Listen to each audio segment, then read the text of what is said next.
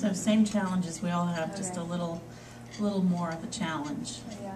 And you know, the great thing is I see people helping Chrissy all the time. So when Zach starts to run across the church parking lot, you know, there's somebody there to grab his hand and get him to come back to Mom. And I've received it well as a love language gift, like acts of service. If you ever see me struggling with kids or walker or bags hanging off everywhere, feel free to jump in if you have an empty hand and you're able to. I receive that very well. And I appreciate it, so don't think you're looking down on me. Evelyn. I really want to know, like, how you got to walking. Like, it sounded like the doctors pretty much had written you off, but was it determination, therapy, lots of prayer, all the above? All the above. I did do intense physical therapy for 3 times a week for like 15 months. And that itself is a story because my physical therapist, Joe, is agnostic. And I had his undivided attention for 3 hours a week for 15 months.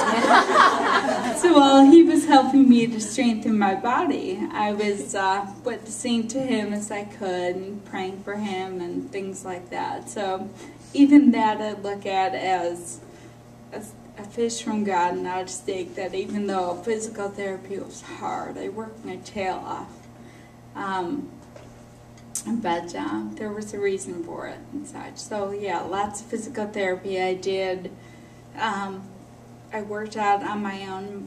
Pre-kids, Michael and I could actually meet at the gym every day or every other day and work out. And I did a lot of water walking because there's no resistance there. And yeah, it's a long road, but yeah.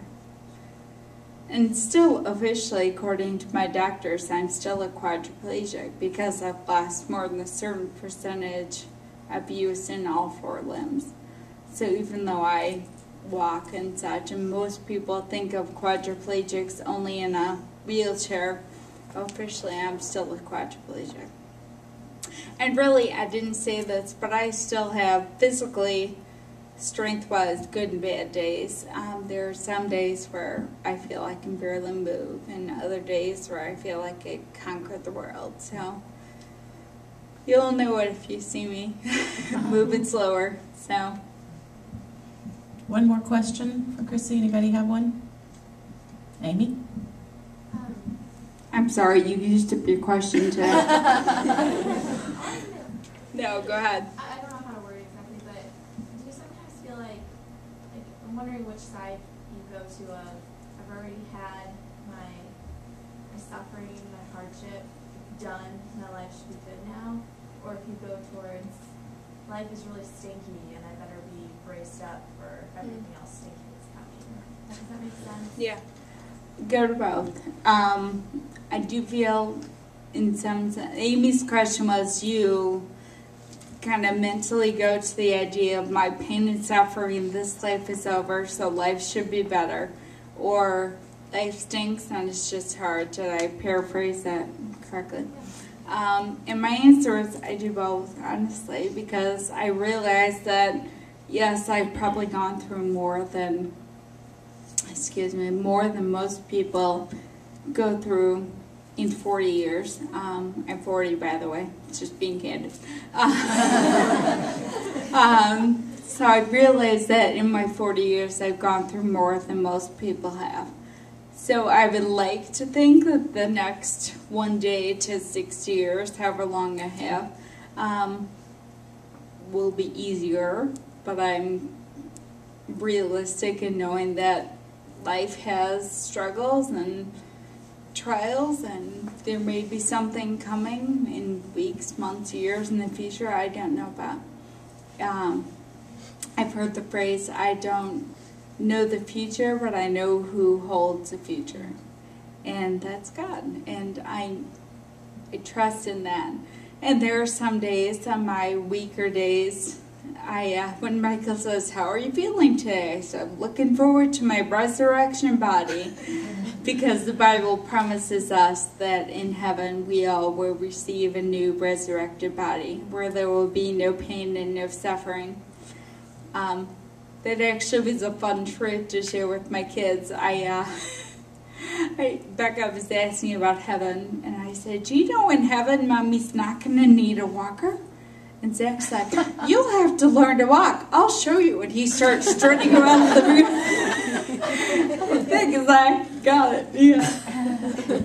So I look forward to heaven, not just because it's heaven and it's perfect and wonderful, but I don't know, maybe the sorrows of this life won't even be in my mind at that point, but I am looking forward to it.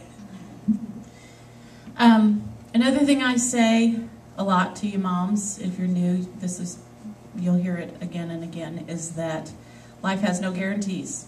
It doesn't matter who you are, where you are, how much money you have, how many kids you have, what kind of marriage you have. Life has no guarantees. And we have no idea what's going to happen when we walk out that door. So the best thing to do is be prepared and to start figuring out where you are in your spiritual journey. And I will say, you know, our moms, our purpose is to encourage you as moms, to help you feel like there are other people going through the same things that you're going through, to identify with, to make some great friends. But, you know, obviously we're in a church, we are a Christian group, and so you will hear things like this occasionally, but not every week. Some weeks we talk about how to grow a garden and, you know, how to cook great meals. So we just hope that those of you who are new to us will stick around and keep hearing more. So do we have a craft that needs to be explained before we go to small group? We have some great questions for your small group. So the small group is a place where we really want you to feel like you can be yourself. And we really want you to feel like you can talk about your life and share things about who you are and make some great friends. So please, as you have the questions today and as you're working on your craft, think about how you can open up to your small group. And this is Jody Hasner. She's